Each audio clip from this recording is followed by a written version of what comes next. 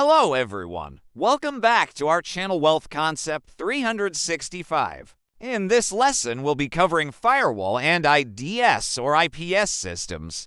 So without any further delay, let's jump into the lesson. First off, what is a firewall? Simply put, a firewall is like a wall that controls the traffic between two networks, typically a private network like your home or office network and the internet. Imagine you have a house and you want to protect it from burglars. You might install security cameras, motion sensors, and an alarm system. Similarly, a firewall is a security system that protects your network from unauthorized access and cyber threats. It acts as a barrier between your internal network and the outside world, analyzing and controlling incoming and outgoing network traffic based on predefined rules.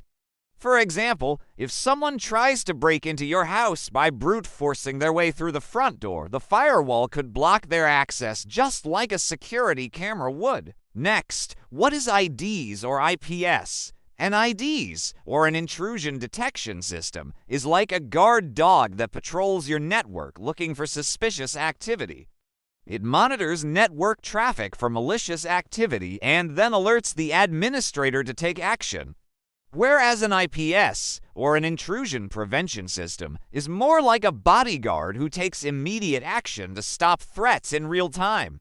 Instead of just alerting the administrator, an IPS can actually block attacks as they happen, preventing them from reaching their target. So now that we know the difference between firewalls and IDs or IPS, let's explore some of their key features and functionalities. 1. Packet filtering. This is a basic level of firewall that examines each packet of data as it enters the network.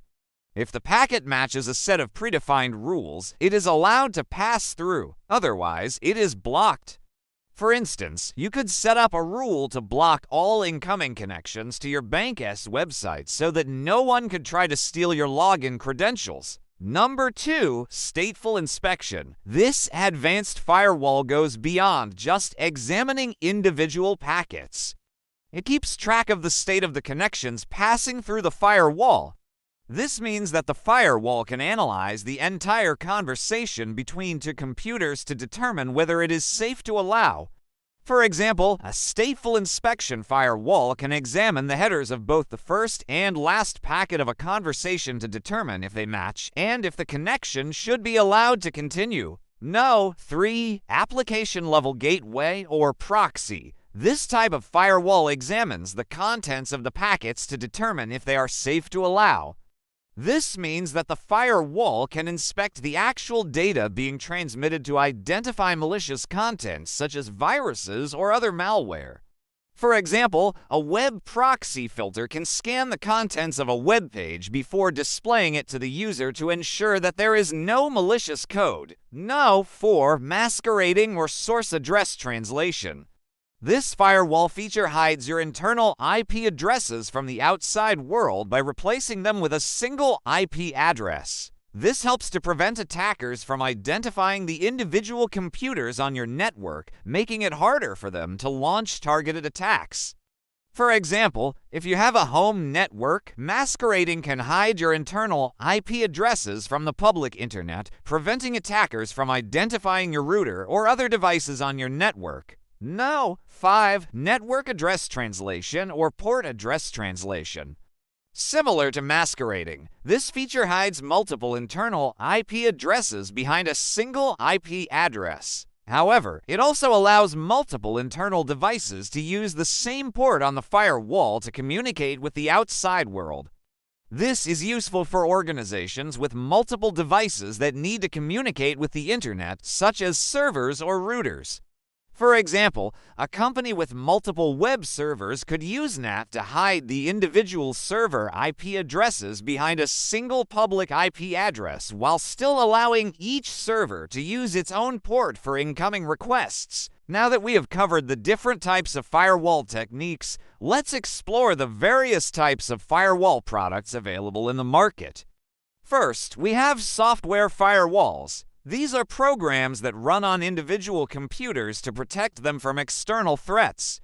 They are usually installed on personal computers used by employees to control the traffic coming to and from the computer.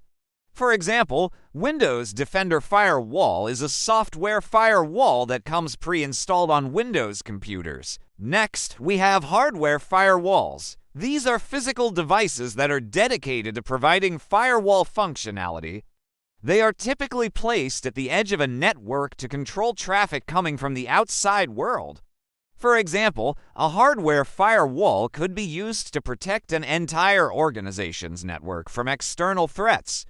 The next type of firewall is a cloud-based firewall.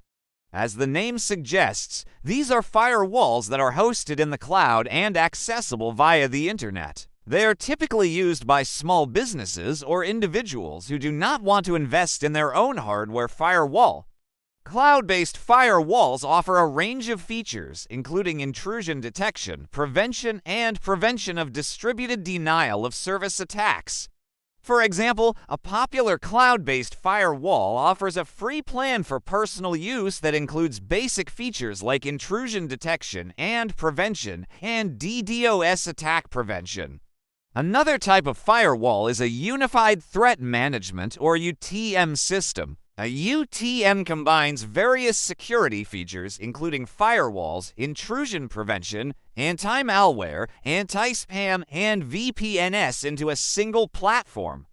UTMs are typically used by mid-sized businesses and organizations that require more advanced security features than a basic firewall can provide.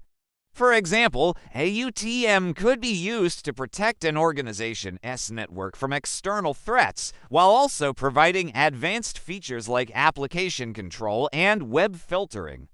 Finally, we have next-generation firewalls, or NGFWs. These are the latest generation of firewall technology that go beyond traditional firewalls by providing advanced features like application awareness, user identity awareness, and deep packet inspection. For example, an NGFW could be used to protect an organization's network from external threats while also providing features like advanced malware protection and web filtering based on user identity. Next, let's talk about some of the benefits of using a firewall. First and foremost, firewalls help to protect your network from unauthorized access and cyber threats like hacking attempts and malware infections. By controlling inbound and outbound network traffic, firewalls can block malicious activity from reaching your valuable assets.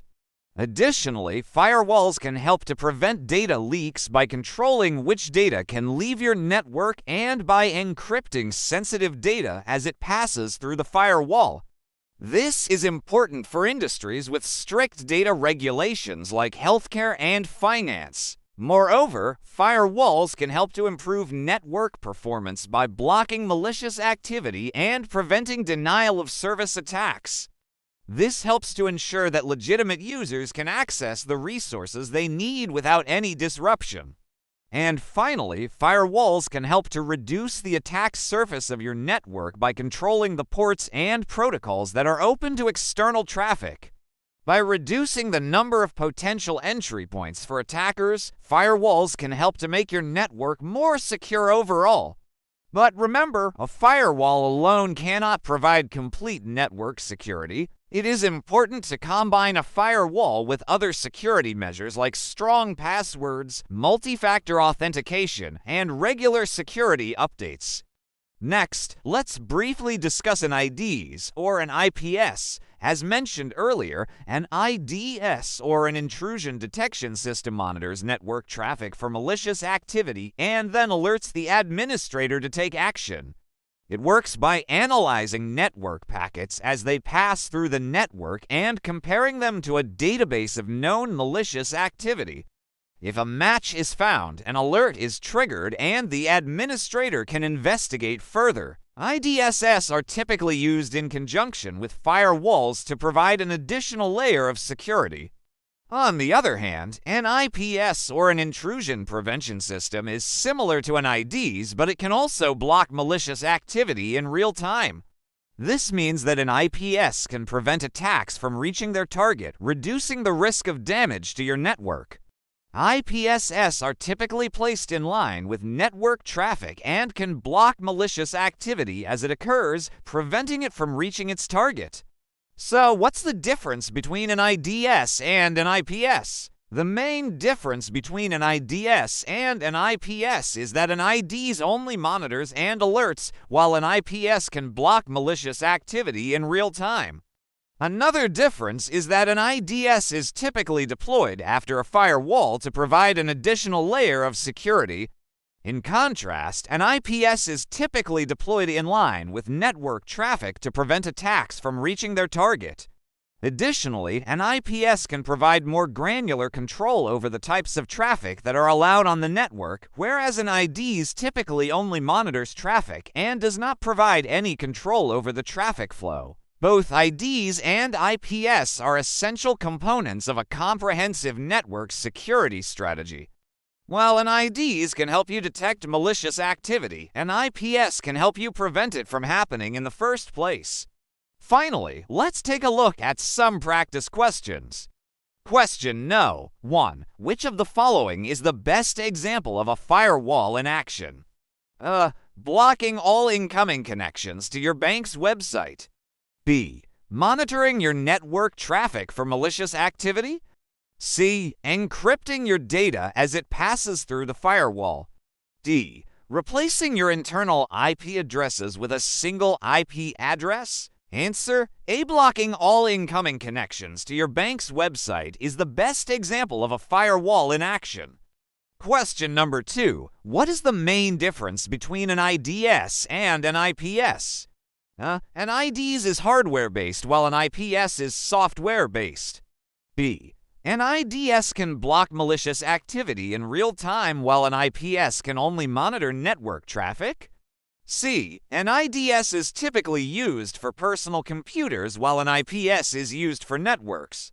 D. There is no real difference between an IDS and an IPS. Answer: B. The main difference between an IDS and an IPS is that an IPS can block malicious activity in real time while an IDS can only monitor network traffic. Question number 3. Which type of firewall examines the contents of packets to determine whether they are safe to allow? Packet filtering firewall. B. Stateful inspection firewall. C. Application level gateway or proxy. D. Masquerading firewall. Answer: C. An application level gateway or proxy firewall examines the contents of packets to determine whether they are safe to allow. We hope that you enjoyed this lesson and learned something new.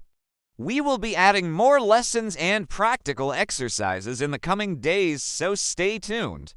Don't forget to subscribe so that you don't miss out on any future videos. If you have any questions or comments, feel free to drop them below. Thank you for watching and see you in the next one.